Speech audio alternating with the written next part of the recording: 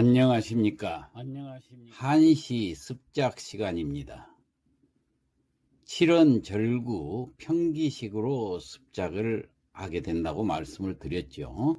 습작하는 순서에 대해서는 시객마다 다 자기 나름대로 그 습작 방법이 있고 그 패턴이 있겠지만은 여기서는 가장 일반적인 방법으로 습작을 해볼까 합니다.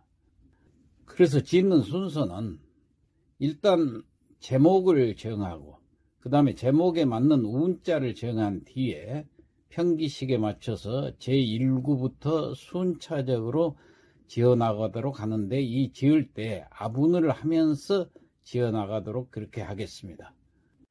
다만 걱정스러운 점은 제가 나이가 많은 관계로 작시를 하다 보면은 평측이나 대꾸를 잘못 판단해서 쓰는 경우가 종종 생깁니다. 그래서 여러분들께서는 작시법의 전체적인 맥락을 파악해 주시고 단순한 실수라든가 지엽적인 오류가 생기더라도 많은 양해 부탁드리면서 그럼 시작해 보겠습니다. 오늘의 시제는 혹한으로 정했습니다. 심할 혹자 혹은 독할 혹자지요. 그리고 차할 한자, 그러니까 몹시 심한 추위라는 얘기입니다. 자, 아부는 오를 등자, 언덕능자, 등불 등자, 자랑할 긍자, 더할 증자, 이 5개로 정했습니다. 자, 그러면은 먼저 수련부터 문장을 지어보도록 하죠. 자, 수련은 첫 구하고 2구를 말합니다. 평측보를 갖다 놓고, 자, 첫 구는 시제인 혹한이라는 글자가 들어가면 좋다고 그랬죠. 거기다가 또 아분을 보니까 오를 등자입니다. 그러니까 올랐다는 말이 들어가야 돼요. 그럼 먼저 하삼자를 먼저 지어볼까요? 자, 뒷동산에 올랐다, 이렇게 쉽게 지어보죠. 자, 후산, 뒷동산, 뒷후자, 매산자. 동산 하면은 동력동자가 평성이기 때문에 안 됩니다. 그래서 뒤후자를 쓰는 게 좋을 것 같아요. 그래서 후산 등, 오를 등자. 그러면 앞에 넉자는 혹한 아등 이렇게 정했습니다. 자, 혹한은 한자가 찰 한자가 평성이기 때문에 앞에다 내야 되겠죠. 그 다음에 아등은 측성이기 때문에 뒤로 보냅니다. 그러면 혹한 아등, 나자 무리 등자 측성이지요. 자, 이 문장을 다시 보면은 혹한 아등 후산 등이라, 혹한에도 아등 우리들은 후산 뒷동산에 오를 등자 오르니. 자, 그러면 대꾸는 필요 없으니까 평측만 맞춰보죠. 혹한, 혹자는 원래 측성이지만은 여기 첫 글자는 평측 가릴 필요가 없다고 그랬죠. 그러니까 혹, 한자 두 번째 글자가 이제 바로 중요하죠. 이거 평성이면은 평기식이라고 그랬어요. 찰 한자는 평성이기 때문에 평기식으로 지었습니다. 아등 후 세 글자는 측성, 그 다음에 산등은 평평, 이렇게 해서 하자가 없습니다. 그럼 둘째 구를 지어보죠. 둘째 구는 먼저 운자를 보니까 언덕능자죠. 그래서 언덕능자가 들어가게 지어야 됩니다. 자, 그래서 하삼자를 먼저 지어보죠. 세 글자를. 적설능이다, 이렇게 지어봤습니다. 적, 쌓을 적자, 눈, 설자, 쌓였다. 뭐가? 눈이. 언덕능자, 언덕에 눈이 쌓였다. 자, 뒷동산에 올라가서 보니까 언덕에 눈이 쌓였다, 그런 얘기예요. 그럼 앞에 네 글자는 뭐라고 정할까요? 동짓달 흐린 하늘에서 눈이 내려서 쌓였다, 이렇게 지어보고 싶어요. 그러면 동짓달이라고 그러면 지월이라고 그렇습니다. 여기서 지는 원래는 이를 지자지요. 이게 동지할 때 그 지자의 뜻을 가지고 있습니다. 월은 달월자, 그러니까 동지달, 지월. 흐린 하늘, 눈이 오는 하늘은 흐리지요. 흐린 하늘이니까 흐릴 담자를 썼어요. 담천. 그러면은 자, 이구가 완성이 됐죠. 지월 담천 적설능이라. 동지달 담천 흐린 하늘에 내린 눈으로 적설 쌓여있다, 눈이 쌓여있다, 릉 언덕에. 동지달 흐린 하늘 내린 눈은 언덕에 쌓였네. 자, 이렇게 해서 수련을 다 마치고 그 다음 함년으로 넘어가겠습니다. 함년은 제3구하고 4구가 되겠죠. 자, 평측부를 먼저 갖다 놓고 여기 함년은 대구가 있기 때문에 4구를 먼저 짓는다고 그랬죠. 4구에 운자가 있기 때문에. 운자가 뭔가 봤더니 등불 등자입니다. 자, 등불 등자에 맞춰서 하삼자 세 글자를 먼저 지어보죠. 가친 등이다 이렇게 했습니다.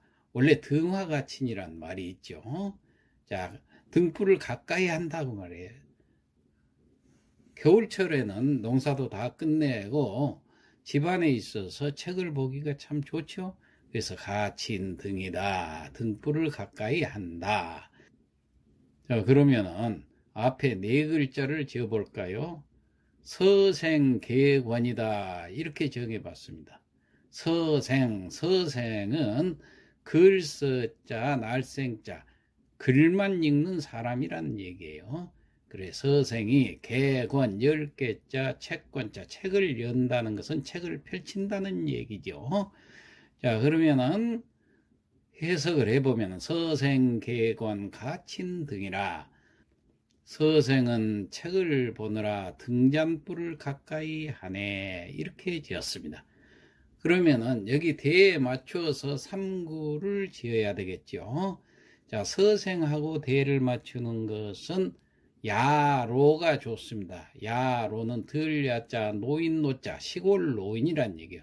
시골 노인은 그 다음에 서생이 책을 펼친다고 해서 계권이라고 그랬으니까 여기에 대에 맞춰서 종농이다 이렇게 지어봤습니다. 종은 마칠 종자, 농사 농자, 농사를 마치고 시골 노인이 농사를 마치고 그 다음에 사구가 가친 등이라고 되어 있죠. 등잔불을 가까이 한다고. 여기에 대를 맞춰서 3구는 다식일이다 이렇게 지어봤습니다. 마늘 따자, 쉴식자, 날일자, 쉬는 날이 많다 그런 얘기예요. 그러면 3구 해석을 해보면은 야로 종농 다식일이라. 시골 노인은 농사를 마치자 쉬는 날이 많고 농사를 마치고 나니까 쉬는 날이 많다는 얘기예요. 자, 이렇게 해서 3구하고 4구가 대를 잘 이루고 있으니까 평측을 마치고 그 다음 넘어가지요. 자, 3구 평측부터 보겠습니다. 3구 평측 야로 측측 종농 다 평평평 식일 측측. 예, 그 다음에 4구 평측도 보겠습니다. 서생 평평 계권 가 측측측 친등 평평. 자, 이상 없죠. 그래서 자, 함년을 마치고 경년으로 넘어가겠습니다. 경년은 5구하고 6구가 되겠죠. 자, 평측보를 갖다 놓고 이것도 마찬가지로 대가 맞아야 되기 때문에 6구를 먼저 짓고 그리고 5구를 짓겠습니다. 자, 6구의 운자를 보니까 긍자지요. 자랑할 긍자. 6구를 이렇게 지으려고 그래요. 낙낙장송에 소나무들이 가지가 쭉쭉 늘어져 있는 걸 낙낙장송이라고 그러지요. 여기에 소나무가 푸른 빛이 그 다음에 긍은 자랑하네. 자랑할 긍자. 그러니까 겨울철에 다른 나무들은 전부 낙목한천인데 소나무만 푸른색을 자랑하고 있다. 그런 뜻으로 지어보려고 그래요. 그래서 낙낙장송 취색흥이라. 자, 낙낙 떨어질 낙자가 두 개가 있으니까 가지가 쭉쭉 늘어진다는 얘기예요. 이건 떨어질 낙자는 떨어뜨리다는 뜻이 있습니다. 그러니까 가지를 떨어뜨렸단 말이에요.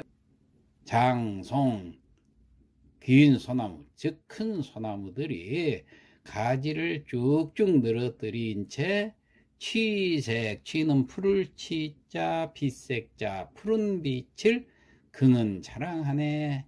자, 이렇게 하면 되겠죠? 그 다음에 여기에 맞춰서 오구를 대를 맞춰보죠. 낙낙, 이건 가지가 쭉쭉 떨어졌다는 얘기예요. 여기에 대를 맞춰서 이제는 산을 봤으니까 강을 표현을 한번 해보려고 합니다. 그러면 강은 낙낙 대신에 유유, 유유는 멀 유자지만은 한가롭다 그런 뜻이에요. 한가로이. 이것도 두 개가 첩자가 되어 있기 때문에 한가로이 흐르는 모양을 표현하는 유유라는 글자가 있죠. 그 다음에 장송할 때 소나무를 긴 소나무하고 형용사를 앞에 붙였으니까 여기도 강 앞에다가 가까울 근자를 붙여서 근강, 가까운 강이라고 표현을 하면은 대꾸가 잘 됩니다. 그 다음에 은반변으로 정했습니다. 은반이라는 것은 은자, 쟁반, 반자인데 이것은 맑고 깨끗한 얼음판을 얘기합니다. 여기서 반은 얼음판을 얘기해요. 그러니까 강줄기가 얼어붙었다는 얘기예요. 맑고 깨끗한 얼음판이 돼가지고 변할 변자, 변했다는 얘기예요. 다시 해석해보면은 유유근강 은반변이라 유유히 흐르던 강물은 깨끗한 얼음판으로 변하고, 이렇게 해석을 하면은 육구 낙낙장송 취색긍 가지가 쭉쭉 늘어진 소나무는 푸른빛을 자랑하네 하고 대가 잘 되죠. 자, 그러면 이번에는 평측을 맞춰보고 넘어가도록 하겠습니다. 먼저 오구 평측, 유유 평평, 근강 측측, 은반 평평, 변측. 그러면 육구 평측을 또 맞춰보죠. 낙낙 측측, 장송 평평, 취색 측측, 긍평. 자, 오구하고 육구 평측도 맞지요. 그러면은 마지막으로 미련으로 넘어가겠습니다. 미련은 7구하고 8구. 자, 미련의 평측보를 갖다 놓고 여기는 대꾸가 필요 없으니까 7구에서부터 작시를 해 보겠습니다. 자, 7구는 이 결론을 내려야 되는 미련이기 때문에 우리가 마지막으로 마무리를 짓겠습니다. 이 시요. 그래서 친구하고 더불어서 구경이 다 끝나고 돌아오는 길에 이야기를 나누었다. 이런 얘기를 쓰려고 그래요. 여우 친구하고 같이 귀도 돌아오는 길에, 돌아올 기자 길도자, 담소 웃으면서 얘기를 했다는 얘기, 말씀 담자 웃음소자, 토할 토자는 털어놓다 그 말이에요. 말을 털어놓단 말은 토로했다 이런 얘기가 되겠습니다. 그래서 여우기도 담소 토라, 친구하고 더불어 돌아오는 길에 담소를 나누며 담소를 토로하며 이렇게 해석이 됩니다. 그 다음에 8구는 이야기를 나누다 보니까 옛날 얘기들을 많이 했겠죠. 그러다 보니까 부끄러운 생각이 들었다 이런 뜻으로 한번 지어보려고 그래요. 자, 그래서 회사, 돌회자, 생각사자, 과거를 돌아보면서 생각해 보니까 과거 뒤에 회사 과거. 자, 8구는 회사 과거 했습니다. 회, 돌, 회자, 생각사자, 과거, 지날 것자, 갈 것자, 지나온 과거를 생각해 보니 그런 뜻이에요. 치심증이라 치 부끄러울 치자 마음 심자 부끄러운 마음이 정 더해진다. 그러면 여기서 정자를 꼭 써야 되기 때문에 운자기 때문에 말을 만들기 위해서 이러한 문장을 만들어 본 거예요. 자, 다시 한번 해석해 볼까요? 회사 과거 치심증이라 과거를 회상하니 부끄러운 생각만 더해지네. 자, 여기서는 대꾸가 필요 없기 때문에 평측만 맞으면 되죠. 7구 평측부터 보겠습니다. 여우, 즉, 귀도, 담, 평, 소, 도, 즉. 여기서 귀도 할 때 이 도자를, 이 길도자를 쓴 것은 평성이기 때문에 그렇습니다. 여기다가 길로자라든가 다른 길도자가 있죠. 이걸 써도 상관이 없는데 이건 측성이 되니까 안 맞죠. 그래서 평측을 맞추기 위해서 이 도자를 썼다는 거 기억해 두시고, 그 다음 8, 9도 평측을 맞춰봅시다. 회사, 평, 과거, 치, 즉, 심증, 평. 여기도 회사할 때 회상이란 말을 많이 쓰죠. 이 상자를 쓰려고 하면 이건 측성이기 때문에 안 됩니다. 마찬가지 뜻을 갖고 있는 생각사자를 썼는데 이 사자는 통고저라고 그래가지고 측성에도 쓸 수가 있고 평성에도 쓸 수가 있습니다. 그래서 이 생각사자를 쓴 것입니다. 이렇게 해서 오늘 혹한에 대한 시제를 걸고 시 한 수를 지어봤습니다. 그러면은 성독을 하고 마치도록 하겠습니다.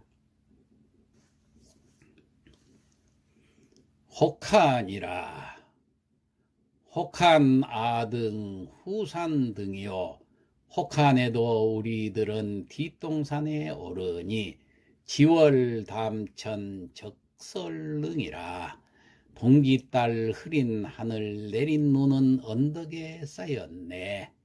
야로 종농 다시기리요 시골 노인은 농사를 마치자 쉬는 날이 많고 서생 객원 가친 등이라 서생은 책을 보느라 등잔불을 가까이 하네.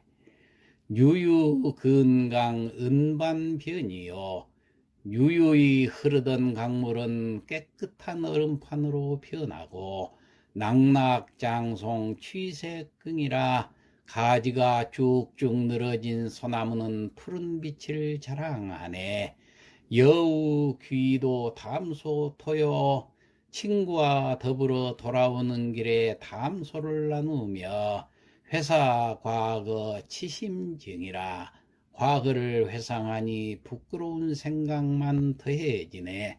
네, 이상 마치겠습니다.